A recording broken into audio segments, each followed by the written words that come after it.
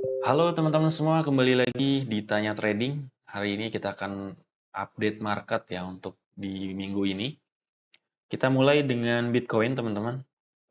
Di Bitcoin saat ini balik ke level 70.000 ya.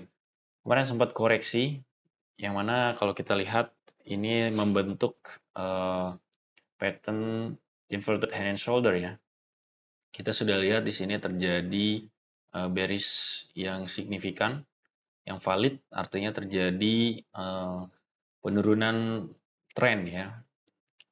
Kita lihat membentuk lower high dan juga lower low di sini. Dan kemudian di sini membentuk lower high juga, tapi ternyata malah membentuk lower high, malah membentuk higher low ya. Yang mana ini kemudian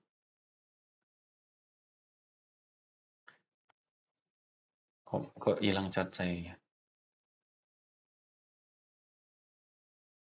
Dan ini ada update dari BlackRock CEO ya teman-teman untuk Bitcoin, yang mana BlackRock CEO ya mengatakan, Larry Fink ya mengatakan bahwa dia sangat bullish ya pada Bitcoin, yang mana itu ada data bahwa ETF tembus 17 billion ya untuk dana fundnya. Bisa teman-teman lihat di artikel berikutnya, yang mana IBIT sendiri, IBIT itu nama ticker daripada ETF milik BlackRock, memiliki 260 juta inflow per trading day. Nah, ini sangat luar biasa ya. Flow dana daripada ETF Bitcoin milik BlackRock. Dan tentunya ini sangat positif juga untuk Bitcoin, teman-teman. Karena Grayscale ataupun BlackRock juga tentunya beli Bitcoin dalam bentuk fisik spotnya. Ya, dan ini tentunya akan membuat supply dan demand daripada Bitcoin bergerak ya teman-teman. Dan selanjutnya ada, kita lihat di CryptoSlate di sini. Ada update KuCoin ya, salah satu exchanger mengalami kendala teman-teman. Yang mana kita lihat di sini total balance cross chain-nya mengalami secara net flow-nya itu minus ya, artinya banyak sekali yang withdraw di exchanger ini teman-teman. Bahkan para whale ya, whale di exchanger KuCoin banyak yang sudah mulai pergi meninggalkan exchanger tersebut teman-teman. Kita cek untuk chartnya apakah sudah bisa. Ini ada kendala apa sebenarnya? Oke, sudah muncul lagi ya. Nah teman-teman, jadi ini membentuk tren penurunan. Di sini dia terhenti untuk tren penurunannya. Kalau kita lihat di sini malah membentuk inverted hand and shoulder ya. Walaupun tidak secara diagonal ya, tidak simetris. Nah, kita lihat di sini juga sedang melakukan pullback ya. Dia koreksi harga BTC. Kalau kita lihat di Fibonacci retracement, di sini kita bisa lihat level-level yang bisa kita jadikan sebagai area support ataupun resistance. Teman-teman bisa lihat di sini. Di sini juga ada FVG, Fair Value Gap. Ya, kalau kita misalnya gunakan Fair Value Gap.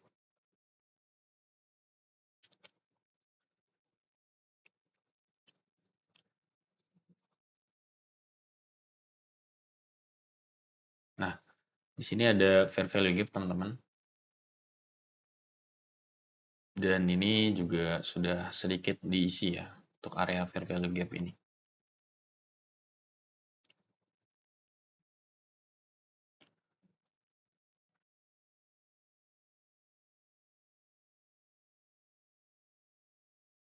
Sekarang untuk harga BTC kembali ke level Fibonacci 23% setelah dia pullback ya atau koreksi ke bawah ke level 68.000 di hari Rabu kemarin ya teman-teman. Untuk Ethereum juga sama ya, chartnya mirip-mirip. Di sini juga terjadi perubahan tren, ya sudah terjadi perubahan tren di time frame 4 jam.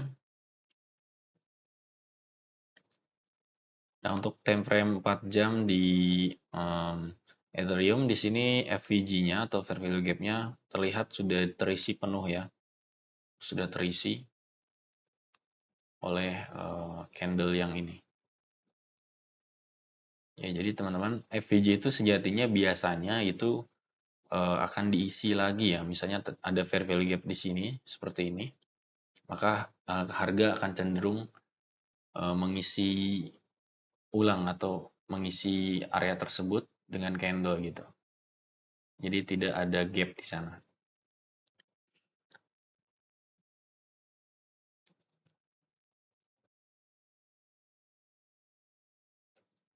Untuk indeks dolar kita lihat indeks dolar mengalami kenaikan ya.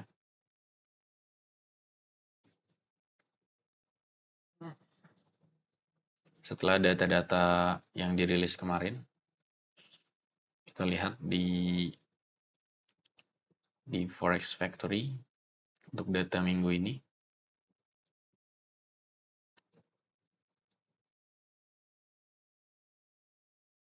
Ya, ada CB Customer.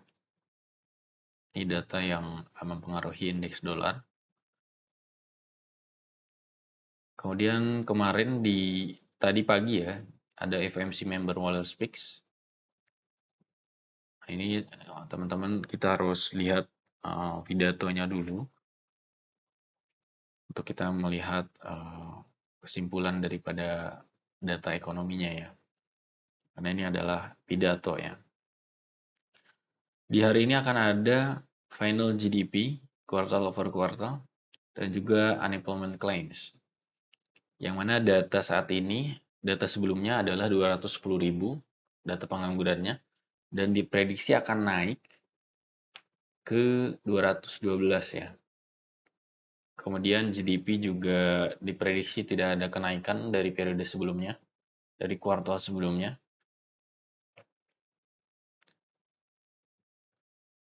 Ya, di sini cara bacanya teman-teman bisa lihat di usual effect, actual greater than forecast, good for currency. Nah, saat ini kan forecastnya 3,2, artinya nanti data rilisnya jika lebih dari 3,2 maka itu bagus untuk USD teman-teman. Sedangkan di unemployment claims, ini kebalikannya ya. Di usual effect-nya actual less than forecast. Yang tadi kan greater than forecast, sekarang less than forecast.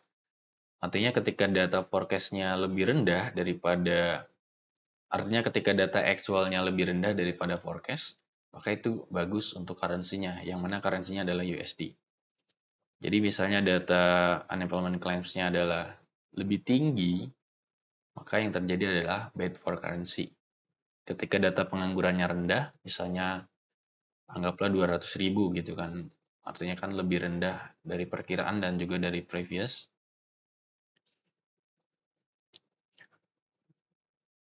Lebih rendah 10.000, maka itu terjadi datanya adalah lebih baik daripada forecast ya.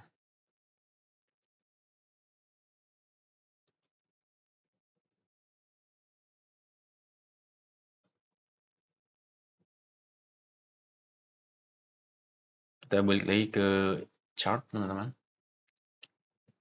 Kita beralih ke XAUSD ya. Untuk emas, kita lihat harga emas mengalami rally yang cukup baik. Emas mendekati harga tertinggi ya teman-teman. Kita lihat di sini harga tertinggi saat ini adalah di 2.222 dan ini mendekati ya. Kalau kita lihat secara tren di tren minor time frame 4 jam mengalami tren kenaikan di candle 4 jam ya teman-teman.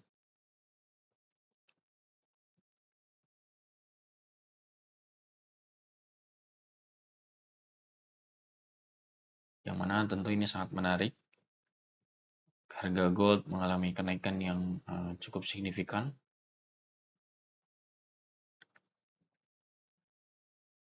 Karena ini juga dipicu tentunya oleh data ekonomi yang sebelumnya ya. Misalnya FOMC statement interest rate ya. Jadi suku bunga saat ini tidak dinaikkan atau unchanged, tidak berubah dan tetap berada di kisaran 5,25% hingga 5,5%. Kalau kemarin sudah dibahas ya mengenai economic projection daripada Amerika Serikat, teman-teman bisa lihat untuk di tanggal 22 itu kita sudah bahas mengenai economic projection untuk market USD. Dan diprediksi memang kita coba buka kembali ya economic projection.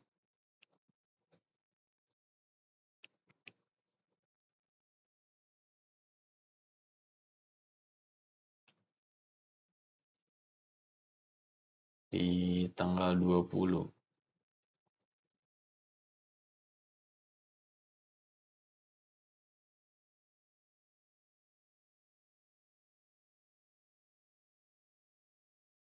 Coba kita cek di YouTube-nya.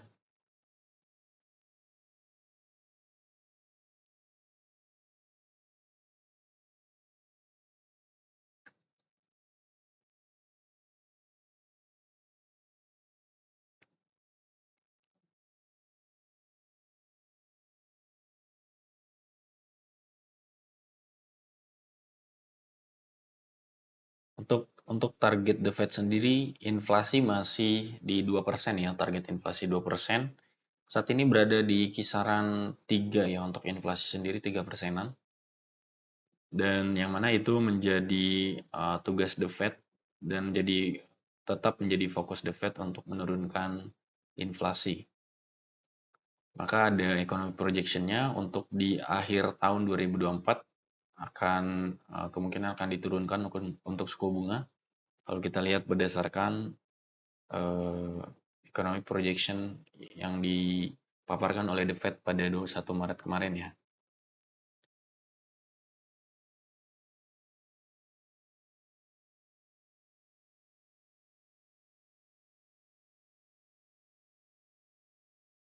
Nah, ini 20 Maret karena di sana itu jam 8 ya, jam 8 20 Maret. Jam 8 malam. Kalau di Indonesia, waktu Indonesia Barat itu jam 1 pagi, hari Kamisnya tanggal 21 ya. Jadi perbedaan zona waktu. Ini kita langsung saja ke economic projection.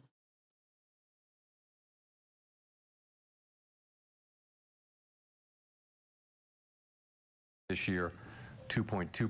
Nah, ini dia teman-teman. Longer term. Nah, ini merupakan economic projection yang dipaparkan oleh The Fed ya pada tanggal 20 Maret. Saat ini berada di 5,5% di area ini. Dan pelan-pelan dia akan diturunkan untuk persentase suku bunganya. Kemungkinan di akhir tahun akan turun hingga 4,25 ya. Jadi akan dipotong suku bunganya. Dan ini tentunya akan berdampak terhadap harga komoditas ya. Salah satunya emas. Kemudian juga beberapa market tentunya akan lebih ke bullish ya teman-teman. Di kripto juga banyak sentimen positif ya, misalnya halving.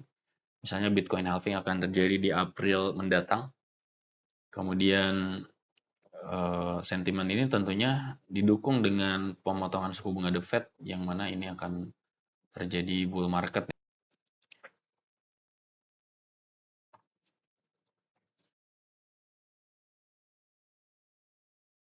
Jadi untuk harga emas, kalau kita lihat dari trend line-nya, ini masih cenderung naik teman-teman.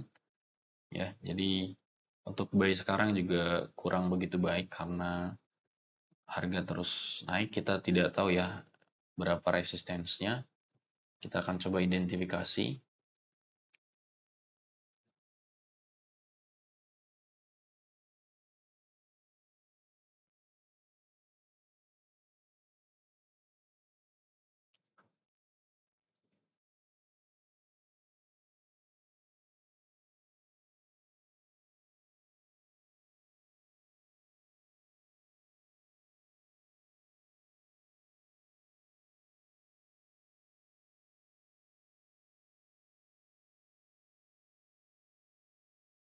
Lu nonton live gua nggak? Oh iya, Hmm? iya.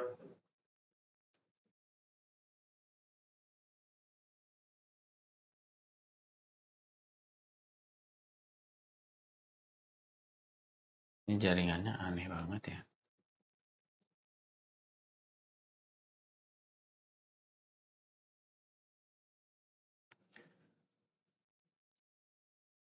Jadi diperkirakan ya untuk harga emas masih mengalami kenaikan ya. Coba kita identifikasi pakai Fibonacci retracement ya teman-teman. Atau kita bisa melihat level-level yang penting. Kita akan tarik Fibonacci dari swing low, swing high. Ya, bisa lihat di sini terkonfirmasi ya, terjadi pantulan harga di sini di level 50%, maka ini menjadi support. Sekarang juga di level 38 masih sudah di break ya. Level tersebut kan sebelumnya menjadi level resistance. Di sini juga terjadi penolakan harga ya beberapa kali. Kemudian dia naik, artinya sudah break level 38%. Maka kalau kita lihat secara karakteristik candlenya masih ingin naik ya. Di time frame lebih kecil coba kita lihat. Di sini juga banyak candle hijaunya ya. Sudah ada 3 candle hijau. Artinya 3 white shoulders ya kalau di chart pattern. Dan ukurannya juga mirip-mirip ya. Walaupun ekornya sama tapi badannya secara ini ukurannya tidak terlalu jauh ya. Meskipun tidak sama. Jadi ada kemungkinan harga gold akan terus naik untuk beberapa jam ke depan atau beberapa hari ke depan.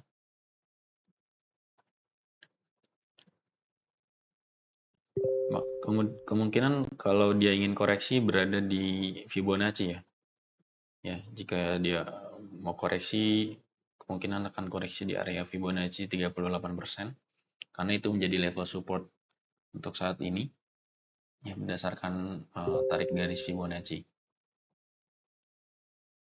Jadi teman-teman jika ingin trading gold, tentunya perhatikan juga risk reward ratio, ya, terutama risknya dulu. Jadi teman-teman bisa hitung risknya dulu berapa, nanti take profitnya dikali 2 atau dikali 1 ya. Dari stop loss. Misalnya stop lossnya 3 poin, take profitnya kalau mau 1:1 ya 3 poin juga. Kalau mau 2:1 berarti take profitnya 6 poin. Ya, jadi tergantung teman-teman mau pakai risk reward berapa.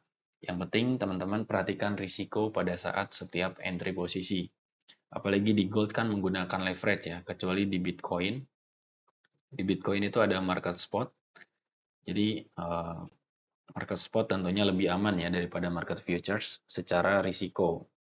Ya meskipun di kripto tentunya sama juga tinggi risikonya.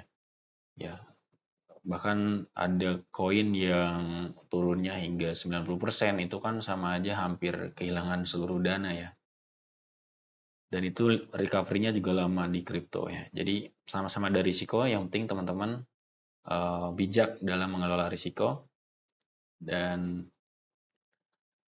bijak juga dalam mengelola profit ya. Artinya kalau teman-teman sudah puas dengan profit yang ada, jangan terlalu greedy lah istilahnya. Ya, jangan terlalu greedy yang akhirnya teman-teman jadi entry terus ya. Apalagi di market gold misalnya, ketika kita sudah profit terus menerus, misalnya 3 kali trading masih profit, teman-teman masih trading juga gitu ya. Akhirnya yang keempat kemungkinan loss gitu. Jadi tentunya kita harus kontrol emosi, fear, dan greed-nya gitu. Jadi fear itu ketakutan kita ya terhadap kerugian, kemudian greed keserakahan kita terhadap keuntungan gitu. Jadi kita harus mengontrol itu semua agar trading kita ini lancar teman-teman. Karena emosi juga mempengaruhi psikologi trading ya. Kita ingin profit besar, tetapi misalnya kita trading nih, profit kecil ditahan, kemudian floating besar, salah kebaliknya. Floating minus besar ditahan, take profit kecil di close ya. Jadi kita harus konsisten, harus ada stop loss dan juga take profit ya.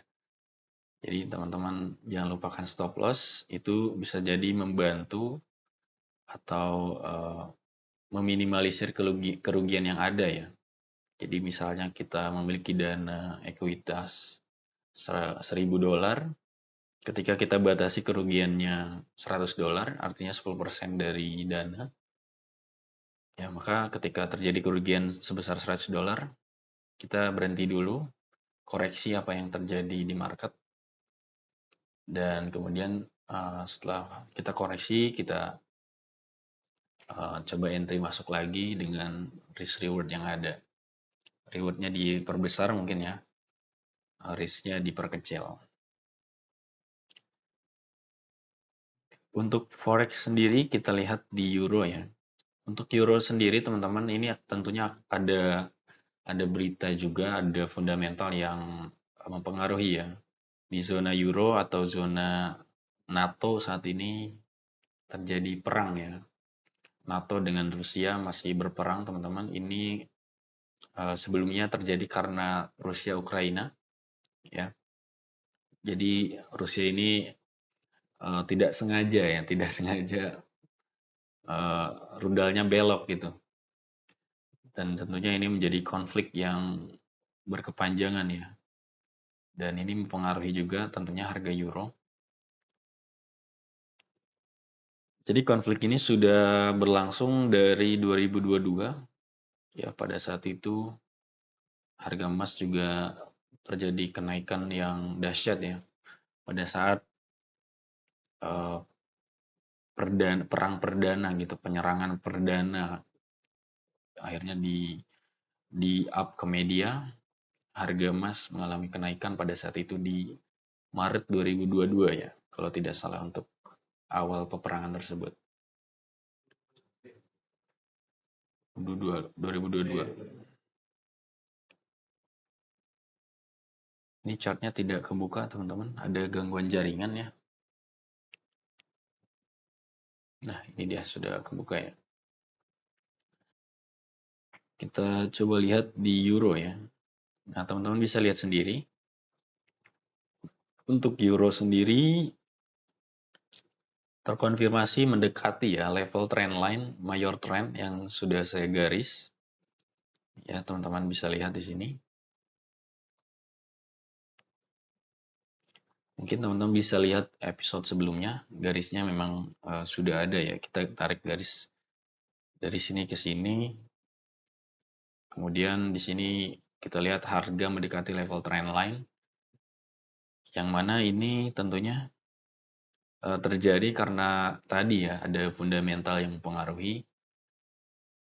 Dan kita lihat juga indeks dolar mengalami kenaikan ya. Jadi ini juga banyak korelasi harga ya tentunya secara fundamental.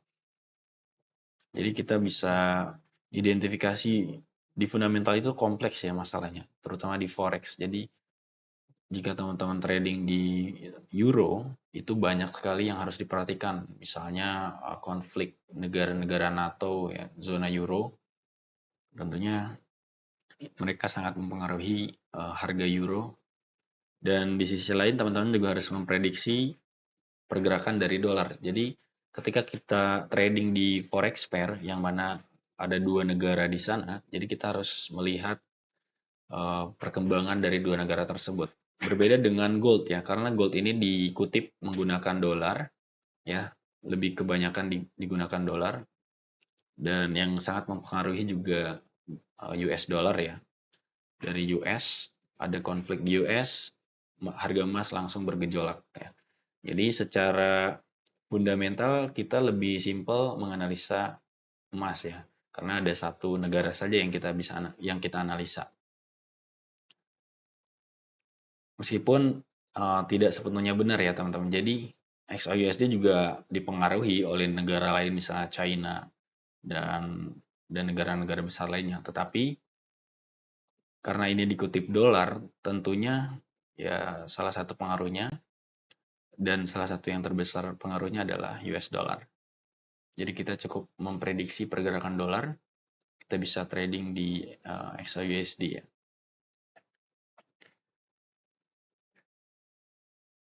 Jangan lupa support video ini dengan like dan juga subscribe agar teman-teman tidak ketinggalan video update terbaru setiap harinya. Sampai jumpa di video update berikutnya.